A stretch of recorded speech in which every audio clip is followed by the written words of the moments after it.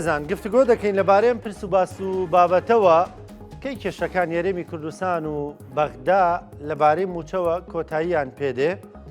ئەوە وا دەچینە ناوەڕاستی مانگی دوو هێشتا موچەی مانگی یەک نەدراوە ئەمە سەرڕاوی موچەی مانگی 11 و 12 خورا فەوتا شتێکی ناو بنین بەڕاستی هیچ ئەسەرێکی نییە ئەم کێشانەکەی چارەسەر دەبن دوایین ڕاگەیەنراو وەزارەتی دارایی هەرێمی کوردستان دەڵێ دوێنێ ڕاگەنداوێکیە بۆ بەدەر لەو ڕاگەنداوی ئەمڕۆ دەڵێ بەغدا غەدرمان لێ دەکات گفتوگوێن پرس و باس و بابەتاکەین بە میوانداری خاتو گوڵاڵەستی شارەزای ئابووری خاتو گوڵاڵە سڵاو لێبێ بەخێر بێ بەخێرات سەرچاو وەزارەتی دارایی دوێنێ ڕاگەنداوێکیە بۆڵە بەغدا غەدرمان لێکە حەقی خۆمان پێ نادا و لەسەرەتی کۆی بوجەمان بۆ بنێرێ کە چیە چووە موچەشی بەستووەتەوە بە هەندێک ڕێکارەوە کە ڕێکاری ناقانونین ڕای تۆ چیە لەسەرەوە؟ سڵاوتان لەبێ سڵاو لە بینەرانی کەناڵی کورسات لە ڕاستیدا ئەگەر ئێمە بە باسی من بەیاننامەکە نەکەم ئەگەر باسی بەشە بودجەی هەرێمی کوردستان بکەین لە کاتی چ کاتێکا پێویستە بەشە بودجەی هەرێمی کوردستان بێت بۆ هەرێم ئەمە ئەگە مادەی 121 دەستورمان هەیە کە بە پێی مادەی 121 دەستور لە فەقەرەی سێیاڵێ بۆ هەرێمەکان و پارێزگاکان پشکی دادپەروەرانیان ئەبێ هەبێت لە داهاتە نیشتیمانەکانە کە لەسەر بنەمای بڵێن ئەو پێوەرانی کە دانراوە بۆ هەرێمەکان بنێرێت کاڵێ پشکی دادپەروەرانە مەبەستیەوەیە هەموو داهاتەکان کۆ بکرێتەوە داهاتەکانی خاڵە گومریەکانە فڕۆکەخانەکانە باجەکانە ڕسوماتەکانە هەموو ئەو داهاتانی کە کۆکرێتەوە دوایەوە بە شێوازێکی دادپەروەران دابش بکرێەوە چەند پێوەرێکی داناوە پێوەرەکانێکەمان لەوە ژماری دانیشتوانە ئەو ئەرکانێک کە ئەو پارێزگانە هەیەی چونکە ئێمە هەندێک پارێزگا زانین کە لە ڕووی ئاوەدانیەوە زیاتر ئاوەدانیان پێوە دیارە هەتا هەندێکی تر و خاڵێکی تر ئەو ناوچانەی بە پێی زەرمەندی ئەو ناوچانە ئیتر ئایا ئەنفالە یا کیمیابارانە یا مەزانی ناوچەکانی خواروون ناوەڕاستی عێراق چونکە کە مادەی 121 دەستور دانراوە بۆ هەموو عێراقەکانە بەڵام ئێمە کە هاتووە ئەم مادەی 121 بەسراوەتەوە بە مادەیەکی ترەوە کە هۆیش مادەی 112 دەستورە مادەی 112 دەستور باز لە دەرچواندنی یاسای نەوت و گازەکات کە ئەم یاسایە واتە مادەی 121 بە معەلەقی ئەمێنێتەوە چونکە هەریەکە لە حکوومەتی هەرێمی کوردستان و حکوومەتی فیدراڵی بە شێوازێک بە بەرژەوەندی خۆی تەفسیری مادەکاکە بەڵام مادەیەکی تر لێرە وای کردووە کە مادەی 121 دەستور بە معەلەقی بهێڵێتەوە ئەویش مادەی 112 کە دەرچواندنی یاسای نەوت و گازە لە ڕاستیدا دەرچواندنی یاسای نەوت و گاز هەم لەناو حکوومەتی هەرێمی کوردستانە و هەم لەناو حکوومەتی فیدراڵە هێزی سیاسی هەیە کە نانەوێت ئەم یاسایە دەرچێت چونکە بە پێی مادەی 112 دەستور ئەڵێ نەوت موڵکی هەموو عێراقیەکانە و پێویستە بەڕێوە ببرن ئەو لەو کاتە باس لەو حکوومەتی هەرێڵم ئەڵێ ئەمە باس بەڕێوەبردنەکە باس لەو کێڵگانە ئەکا کە لە پێش ساڵی 2005 دۆزراونەتەوە بەڵام حکوومەتی عێراقی بە شێوازێکی تر تەفسیرەکە ئەڵێ نەخێر هەموو ئەو کێڵگانەش کە لە دوای 2005 دۆزراونەتەوە و حکوومەتی هەرێمی کوردستان تەفسیرێکی تری هەیە ئەڵێ ئێمە لەبەر ئەوەی بەشێکین لە گەلی عێراقی کەواتە ئێمەش مادەم لە ناو یاساکە نەهاتووە بڵێ موڵکی حکوومەتی عێراق ئەڵێ موڵکی هەمووانە ئێمەش بەشێکین لە عێراق ئێمە مافی بەڕێوەبردننی ئەم کێڵگەنەوتیانەمان هەیە لە هەرێمی کوردستانە بەڵام حکوومەتی عێراقی ئەڵێ نەخێر ئەبێ هەموو مافەکە هەبێ لێرەیە کە ئەم دوو مادەیە تەزاڕوبێکیان دروست کردووە ئێمە هات بڕیاری دادگای فیدراڵی دەرچوو لە 15 شوباتی 2022 کە هات هەرێمی پابند کرد بەوەی ئەو بەشەنەوتەی کە هێتی نابێ بیفرۆشێت و موچەی فەرمانبەرانیان جیا کردەوە کەواتە بەپێی بڕیارەکەی دادگای فیدراڵی مادەی 121 کە باسی لە بەشە بودجەی هەرێمەکە ڕایگرتووە هەتاکو مادەی 112 دەستور یانە یاسای نەوت و گاز جێبەجێ نەکرێت باشە کەواتە هەر کەسە و بە بەرژەوەندی خۆی خوێندنەوە بۆ مادەکانەکە بەڵێ ڕاستە بەڵێ باشە ئەمە لەکوێدا جێگەی دەبێتەوە موچەی خەڵک بخرێتە نێو ئەم کێشە سیاسیانەوە هەرێمی کوردستان لەوەدا لەسەر حەق نییە کەوا دەڵێ قوربان ئەگەر ئێمە سەیری مادەی 121 دەستور بکەین و ئەگەر سەیری یاسایی ئیدارەدانی دارایی بکەین کە لە ساڵی 2019 دەرچوو یاسای ژمارە 6 ساڵی 2019 و مادەی 27 کە بە تایبەتی باسی ئەوەکە ئەڵێ حکوومەتی فیدراڵ مافی ئەوەی هەیە ئەگەر هەر پارێزگایەک پابەت نەبوو بە پێشکەشکردنی بەشە بودجەکەی بڵێن ئەو داهاتی کە هەیەی ئەوە حکوومەتی فیدراڵ ئەو بەشە پارەی ئەبردرێ و بۆ زانیاری جەنابی شت و بینەرانیش ئەم مادەیە لە سەردەمێکە جێبەجێکرا کە بەڕێز و شیار زێباری وەزیری دارایی عێراق بووە و بەڕێز و شیار زێباری ئەو خۆی کۆبوونەوەی پەرلەمانتارەکان کردووە و پێداگری کردووە کە ئەو مادەیە تێپەڕێنن هەرچەندە لەو کاتەدا هەندێک پەرلەمانتار باسی ئەوان کردووە کە ئەمە هەرێمی کوردستان قوفڵەکە بەشە بودجەی زیانی ئەبێت بۆ بەشە بودجەی هەرێمی کوردستان بەڵام بەڕێز و شیار زێباری کە بۆ ئەوەی کردووە بە بڕایەوە ئێمە دەڵێن لە هەرجێ کوردێک پۆستێکیە بێ بۆی لانی کەم خەمی میلەتەکەی خۆشی بێ ئەگەر باشیش نەبێ بۆ مالانی کەم غەدر مالێنەکە پێ قسانە بێ کەواتایش بەشێکە لەو غەدرەکە لە خەڵک کراوە. وڵای قوربان من ناتوانم یعنی بزانم ئەو چۆن بیری کردوێتەوە و لەو کاتەشا یعنی ئەوەنە زۆر قسەی لەسەر نەکرا کە کاتێک مادەکە دەرچوێنرا لە دوایە کە مادەکە دەرچوێنرا بوو بە گرفت ئەو کاتە باسی دەرچواندنی مادەکە کرا کەوترا مادەیەک مادەی 27 لە یاسای ژمارە 6 ساڵی 2019 ئەمە بووە بەهۆی ئەوەی نەسەن لەناو مادەکەیە هاتووە کە ئەڵێت ئەگەر هەر لایەنێک پابەت نەبوو ئەبێت بەشە بودجەکەی ببڕێت لەبەر ئەوە بەڵام بڕیارەکەی دادگای فیدراڵی و هات ئەمە حلێکی وەسەتی دۆزیەوە موچەی فەرمانبەرانی دەرکرد لە ناو بەشە بودجەی هەرێمی کوردستانە بۆ ئەوەی موچەی هاوڵاتیان تێکەڵ بە پرسە سیاسەکان نەبێت. واتە ئێستا بەپێی ئەو بڕگەی مادان خۆتەزانی یاسا لە هەموو شوێنەکە یاساکان حسابان بەپێی یاساکان ئەوەی کە لە بەردەستمانە هەیە هەر بە ئیتفاقی خۆیان هەر بەو یاسانەی کە دەرچووە هەم بەپێی دەستوریش ئەوەی کە بەغا ئەینێرێت و بەپێی بڕیارەکەی دادگای فیدراڵی ئەوە ئەو استحقاقی موچەی فەرمانبەران و تاو تا ئێمە هیچ استحقاقێکی بودجەمان نابێ بەداخەوە کە من وا ئەڵێم هیچ استحقاقێکی بودجەمان نابێ هەتاوەکو مادەی 112 جێبەجێ نەکرێ اینجا ئەبێ بگەڕێنەوە بۆ جێبەجێکردنی مادەی 121. یعنی هەموو داواکاریەک بۆ کۆی بودجە لە ئێستادا ڕێکارێکی دەستوری نییە؟ سیرکە قوربان تۆ کاتێک کە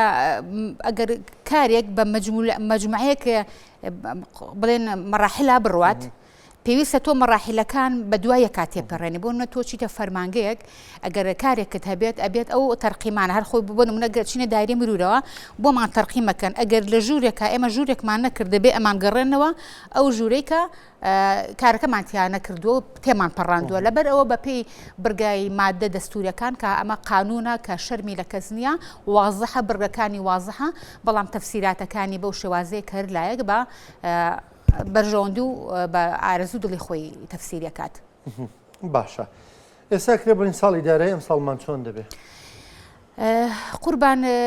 ئێستا دواکەوتنی موچە پەیوەندی بەوە هەیە ئێمە ئیتفاقیەکمان هەیە کە لە ساڵی ڕابردووە کراوە ناردنی موچە لەو کاتەوە هیچ گرفتێکی نەبووە و ناردنی موچە لە عێراقا یعنی وا دانراوە جەدۆلەکەی وا دانراوە کە هەرێمی کوردستان بکەوێتە دوای وەزارەتەکانی عێراقەوە یعنی ئەکرا جەماعەتی بڵێن هەرێمی کوردستان ئەو مەرجیاندا بنایە لەبەرەوەی ئێمە لە قەیرانێکە ئەژین پێش وەزارەتەکانی ئەوان وایە بەڵام خراوەتە دوای وەزارەتەکانی عێراقەوە بەڵام لێرەشا دەکرێت یعنی حکوومەتی هەرێمی کوردستان بڕی ئەو 120 ملیاری کە ئێنێرێ یعنی ئامادە بکرێ هەر ئۆتۆماتێکی دوای تەوابوونی وەزارەتەکانی ئەوان خۆخۆتە زانێ ئێمە جێگیری وەزیری دارایی پشکی کووردە جێگیری سەرۆکی پەرلەمان پشکی کووردە وەزیری خارجی پشکی کووردە یعنی ئاگادارنەوە چەندین کارمەند و تر هەیە هەر لە مۆزەفێکی ئاساییەوە هەتاوەکو بەرزترین ئۆتۆماتیکی یەکسەر دوایەوە بۆی هیچ بیانیۆک نەدرێ بە بەغداد بۆ ئەوەی موچەی فەرمانبەران ڕۆژێک دواب بکەوێت چونکە یعنی بەتاڵبوونی گیرفانی موچەخۆران بۆ یەک ڕۆژ کارەساتی لێ قەومیان من ینی هیوایە کە خوازم ڕۆژێک لە ڕۆژان ئەو بەرپرسانەی کە بنە هۆی ئەوەی کە موچەی گیرفانی موچەخۆران ڕۆژێک بەتاڵ بێ خۆیان ڕۆژێک بۆ دۆخایە تێپەڕن بیرە خەڵکان بکەوێتەوە. پێ وایە هەرێمی کوردستان درەنگ ڕێکارەکان ئەگرێتە بەر بە پێڕاکەوتنەکان و تەبێژی وەزارەتی دارایی وتی ئەم 120 ملیارە هەر ناقانونیە مەدەینێرین بەڵام بۆ خزمەتی خەڵک ئێمە ئەم ڕێکارە دەگرینە بەر.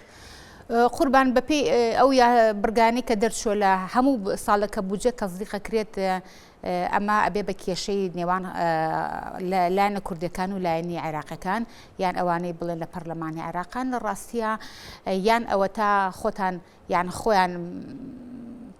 ڕازی نەبوونایە بەم خاڵەیە چونکە ئێمە بەپێی ئەو مادانێک کە باسم کردو تو ئەگەر مادەکان وازحن کاگەڕانکۆ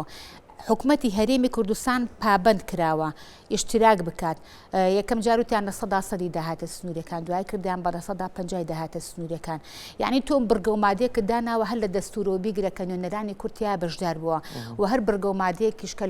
لە ناو پەرلەمانە دەرەچێت هەر یاساک لە ناو پەرلەمانە دەرەچێت خۆتە زانی نوێنەری کوردمان لەوێ هەیە یا ئەوە تا لەو کاتەیە ڕازی مەبە یان کاتێکێتە سەر جێبەجێکردن ئەوا تۆ مەفروزە جێبەجێکەی چونکە یاساکە لە سەرەتایە دەرچوێنراوە دەنگی لەسەر دراوە و لە جەریدەی وەقاعی شابڵاو کراوەتەوە. باشە ینی لەم ڕۆژانە من لەگەڵ بەرپرسێکی پێشووتری وەزارەتی دارایی حکومەتی عێراقیە قسەم کرد وتیوانی کە باز لەوە دەکەن 120 میلیارەکە لا نەرێمەوە دواکە بێ و دواکەوتنی موچە پەیوەندی بمەوە هەبێ لە ئابووری نازانن بۆیە وا دەڵێن ئەگەر نا 120 میلیارەکە ئێمە ئەگەر زۆر زوو ئامادەی بکەین ئەگەر بەغدا داوای نەکا ئیعاز نەدا ئیشارە نەدا وەزارەتی دارایی ئێمە ناتوانین بینێرین ئەوە بەغدا خۆیەتی دوای دەخا. قوربان منە سەرەتا وەڵامی ئەو پرسیارەمدایەوە پێم وتی تەسەسولی پێدانی موچە خۆرانی هەرێم کەوتۆتە دوای هەموو وەزارەتەکانی عێراقەوە و لە ئێستاشە پێویستە خاڵێکی زۆر گرنگ هەیە بیڵێن لە ئێستاشە عێراق خۆی ئەو وەڵامی پرسیارێکتر بوو بەڵام دقیقن وەڵامی ئەم قسەیە ئایا گەر هەرێمی کوردستان زووتر 120 میلیارەکە ئامادە بکە وەکو هەندێک خەڵک دەڵێن ئایا بەغدا زووتر موچەکان نێرێ؟ قوربان ئامادەکردنەکەی جیاوازە لە ناردنەکەی کە تو ئامادەی کرد هەر ئەوەندە عێراق کە باسی ئەوەی کرد پارەکەم بۆ بنێرە ئۆتۆماتیکی یەکسەر بنێرێ نەک دوای ئەوە کە عێراق سێ ڕۆژ ڕۆژ بخانێت چونکە دواکەوتنی موچە بۆ یەک ڕۆژ ئەبێتە بەهۆی کارە ساتێک بۆ بەسەر گیرفانی هاوڵاتیانە چونکە بیل نەتیجە چەندین هاوڵاتی هەیە ئیعتیمادی کولی لەسەر موچەیە و هەموو بژێوێکی ژیانی لەسەر موچەیە ئەگینا بە تەسەسول موچە خۆرانی هەرێمی کوردستان یا ئەو پشکەی کە بۆ موچەی هەرێمی کوردستانێ لە دوای وەزارەتەکانی عێراقا ئەبێ عێراق موچەی خۆی هەمووی بە تاوەتی دابش بکە ئەجا سەری هەرێمی کوردستانێت. واتە تۆش لەوەدا هاوڕای ینی 120 میلیارەکە گەر 15 مانگیش بینێرین تا موچەی خۆیان دابش نەکەن ناینێرن بە دڵنیایەوە یعنی من ئێستا لێرە ئەمە پاکانە نییە بۆ حکومەتی هەرێمی کوردستانەکەم ئەگەر حکومەتی هەرێمی کوردستان هەردوو 120 میلیارەکەی مانگی 11 و 12 بنەردایە حکومەتی عێراقی ئامادە نەبوو دوو موچە بۆ هەرێمی کوردستان بنێرێت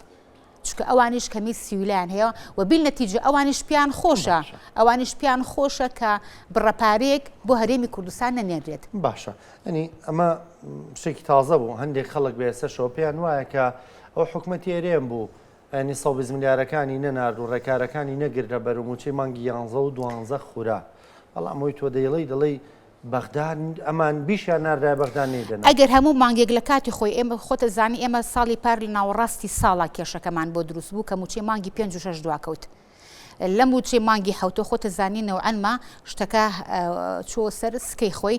ئەگەر هەموو مانگیەک حکومەتی هەرێم ئەو موچانەی بناردای بەغداد 120 میلیارەکەی بناردای بەغداد ناچارە بوو کە هەر 12 موچەکە بنێرێ بەڵام کە تەخیر بوو لە مانگی 5 و لە مانگی 6 کە چوە دواوە لەو کاتەشە ئەمە لە بەرژەوەندی بەغداد شکایەوە بە دڵنیایەوە ئێستاش دووباتی یەکەم و هەر کەسێکیش بڵێ ئێستا حکومەتی هەرێمی کوردستان 360 میلیارد دینار بنێرێ حکومەتی فیدرال تەنها یەک موچەمان بۆ نێرێ من یعنی ئەمە بە یەقینەوە یەڵێم. پاکانە نیە بۆ حکومەت ناوەڵە من هیچ پاکانم بۆ حکومەت ناکەم و ئەسڵەن زەرمەندیش بووم لە قسانەکە ئیکەم. باشە ئێستا ئەوە گەینە ئیترەوە دەی مانگە هێشتا موچە دیار نیە احتیمال لە ساعتێک دوانی تر بەغداد تەمویل لە هەرێمی کوردستان پێ احتیمالە بکەوێتە بەیانی یعنی درەنگ و زوو کەوت احتیمالە ئەمڕۆ بێ بەڵام بە نەتیجە بەنی تا 15 مانگ ڕەنگە بخایانی ڕەنگە تا یعنی ئەگەر واش بێ مانگە خۆی 20 ڕۆژە کەواتە تا نیوەی مانگی دوو خەڵک موچەی مانگ یەک وەرەگرێت ئۆتۆماتیکی ئەمە هەنگاوێکە ینی نیەتێکی خێری لە ناخوێنرێتەوە. وڵای قوربان ئێمە نوێنەرمان هەیە لەوێ هەم تاکو ئێستا خۆتە زانی وەزار کابینەکەی سوودانی کاربەڕێکەرە من هیوادار بم ئەو بەڕێزانەی کە چوونە بوون بە جێگیری وەزیری مالیە وەکیل وەزیری مالیە لەوێ نەهاتنایەتەوە هەر لەوێ بمانایەتەوە هەر هیچ نەبووە ئێستا شەڕی ئەوەیان بکردایە هەر ئۆتۆماتیکی چۆن ئەوانە وەزارەتەکان بە دوای یەکا موشەی وەرەگرن هەرێمی کوردستانیش یعنی ئێستا وای لێ هاتوو حکومەتی هەرێمی کوردستان حسابی وەزارەتێکی بۆ کراوە حسابی پارێزگایەکی بۆ کراوە ئۆتۆماتیکی هەر ڕۆژێک دوایەوە کە ئەمان پارەکە خەنە سەر حسابێکی ئەوان ئەمە نەوێت بڵێن وڵات تەدقیقی تیاکەن چونکە بیل نەتیجە تۆ ئەم لیستی موچە هەروەکو لیستی موچەی مانگەکانی پێشوە ئەم هەموو تەدقیقکردنە لە پایچی ئەگەر ئەوان نێتەکەیان ناردن وایە ئەو وەکیل وەزیرانە لەوێ بمانایەتەوە بۆ ئەوەی پێداگریان کردای ئۆتۆماتیکی ئەو ڕۆژەیە کە پارەکە ئەچێت 120 میلیارەکە چێ ڕۆژێ دوای ئەوان پارەکە بنێرن بۆ ئەوەی موچەی خەڵک بۆ شێوازە دوانەکەوێت جا دەڵێن تەحموڵمان نەکرد لەوێ لەبەر کورد گەڕاینەوە وڵای من قەناعەتم بەوە نییە قوربان چەندین بەرپرسی تریشمان هەیە لەوێ بەڵام من نازانە ئەو بەڕێزانم بۆچی لەبەر چی هۆکارێک بەجیانێشتووە بەڵام هەرمانەوەیان خۆی ئەڵێ ئەلبەقا للئەقوا ئەسڵەن مانەوە بۆ بەهێزەکانە بەڵێ یعنی مانەوەیان لەوێ باشتر وەک لە نەمانەوەیان و چۆڵکردنی ئەو پۆستە یعنی ڕاستیا پۆستێکی گرنگی وەک وەزیری دارایی بۆچی بە چۆڵی بەجێبی هەڵدرێ هەر هیچ نەبێ فەرمانبەرێک لەوێ بێ باشترە یعنی یەکێک فەرمانبەر بێ لەناو وەزارەتێکا تۆ چیتە فەرمانگەیەک و حەزەکەی فەرمانبەرێکی لێ بناسی چجای پۆستێکی گرنگی وەکیل وەزیری دارایی کێکێکە لە پۆستە سیادیەکانی عێراق جارەنگە بیانۆکیانەوە بێ بڵێن حسابمان بۆ نەکراوە و ئیمزامان نەی خواردووە سێرکە قوربان ئەگەر من ئیمزا سێرکە لە حزوری وەزیرە ئەوە وەکیل وەزیر ئیشی تایبەتی خۆی هەیە وەزیریش بڵێن دەسەڵاتی تایبەتی خۆیانیانە خۆتە زانین هەر ئەمەش بە پێی مادەی 28 لە قانون ئیداری مالی دیاری کراوە دەسەڵاتەکانی وەزیر شەوهی وەکیل وەزیر چیە یعنی مانەوەیان شەڕکردنیان قسەکردنیان خۆی ئێستا هەندێک کەس سەڵێ پەرلەمانتارەکان کە تۆزێک ئەوەم لە شەعڕۆم عەربی نازانن گرنگ نییە بە لەناو پەرلەمانە بە عەربی قسەکە نەخێر تۆ لەناو پەرلەمانە بە عەربی یا کوردی بە فارسی قسە بکەی گرنگ نییە لەناو لیژنەکانە تۆ چۆن دیفاعەکەی ئەگەر زمانێکی پاراو نەزانی چۆن بتوانین دیفاع لەو مافە بکەیت چونکە خۆتە زانی بودجە هەمووی زمانی عەربی یعنی بە تایبەتی لوغەی قانونی یعنی کە تۆ کول کە لەگەڵ جەمیعە ئەگەر لە جملەیەکە دابدێ کە کول و جەمیع بە واتە گشتێکە یەک واتە هەیە بەڵام لە ڕووی قانونیەوە واتاکانیان جیاوازە لەبەر ئەوە مانەوەی هەر کەسێک لە هەر پۆستێکە لە ناو بەغدادا لە پێناوی مافە شایستە دارایەکانی هەرێمی کوردستان و یا شایستە ئیداریەکانی هەرێمی کوردستان من بە گرنگی زانم چۆڵکردنی سەنگەرە بەداخەوە خراپە وەک شارەزایەکی یابووری ئەم ساڵی داراییمان چۆن نەبینی قوربان من هیوادارم یعنی دۆخی عێراق تێک نەچێت و ئەو گرژ و ئاڵۆزێکی ئێستا دروست بووە لە پێناو دیاریکردنی سەرۆک وەزیرانێک بۆ عێراقا ئەگەر بێت و بەم شێوازەی ئێستا بڕوات و ئەم کێشمەکێشەی لە نێوان خۆتەزانی ئابووری و سیاسەت دۆ ڕوویدراوەکەن ئەم کێشمەکێشەی نێوان ئەمریکا و نوری مالکی بەردەوام بێت ئەوە دۆخی دارایی عێراق بە تەواوەتی تێکەچێت چونکە ئەمریکا هەڕەشەی کردو کە دۆلار نەنێرێتە ناو عێراقەوە بەمەش سعری سەرف بڵێن گۆڕانکاری بەسەرایەت بە ئەو یا نەختینەیە ناگەڕێتەوە بۆ عێراق و ئەگەر بێت و ئابلوقە بخاتە سەری نەوتەکەی ناڕوات بەمەش دۆخێکی ئابووری دارایی قورس لە عێراقا دروستە بێ و بەم بودجە زەبەلاحی ئێستاوە کە هەیە بیرمان نەچێت ئێمە باس لە بودجێ هەرێمی کوردستانەکەین یان مەسروفاتی هەرێمی کوردستانەکەین مەسروفاتی بەغداد زۆر لەوە زەبەلاحترە و گەندەڵی لە ناو عێراقا زۆر بەربڵاوترە بەڵام بەداخەوە لێم کە ئێمە کاربەدەستەکانمان یا دەسەڵاتدارەکانمان وای کرد کە ئێمە ڕوو لە بەغدا بکەین بۆ موچەکانمان بە ئێستاشەوە هاوڵاتیانی هەرێمی کوردستان 15 دانە ساڵە لە قەیرانی داراییان یعنی ثەقافەی تاکی کورد لەوایە کە ڕەشوە وەرنەگرێ بەڵام ئەوان ڕەشوە وەرەگرن بڵێن ئیش و کارەکان لە ناو دایرەکانە بەبێ ڕەشە ناڕوە ئەگەر بێت و تێک بچێت ئەوە ئەگەر تێکیش نەچێت ئەوە عێراق ناچار ئەبێت ئەگەر بەم بودجە زەبەلاحی ئێستاوە بمێنێتەوە ناچار ئەبێت کە سعری سەرفی دۆلار بەرزکاتەوە چونکە بەم نرخە سعری سەرفی دۆلارە بل لەم نرخەیە عێراق کورتێنانێکی زۆری بۆ بودجەی ساڵی 2026 بۆ دروستە بێت یعنی بە هەردوو بوارەکە لەگەڵ ئەمریکا تێکی بە زۆر خراپە تێکیشی نەدا بەم دۆخەی ئێستایەوە قەیرانی بۆ دروستە بێت سپاس دەکەم بەڕێز گوڵاڵ ئەستیق شارەزای یابووری سپاس بۆ بەشداریکردنی خێراتی خۆشەویستان مەردەوامە بین لە دوای شێکی کورد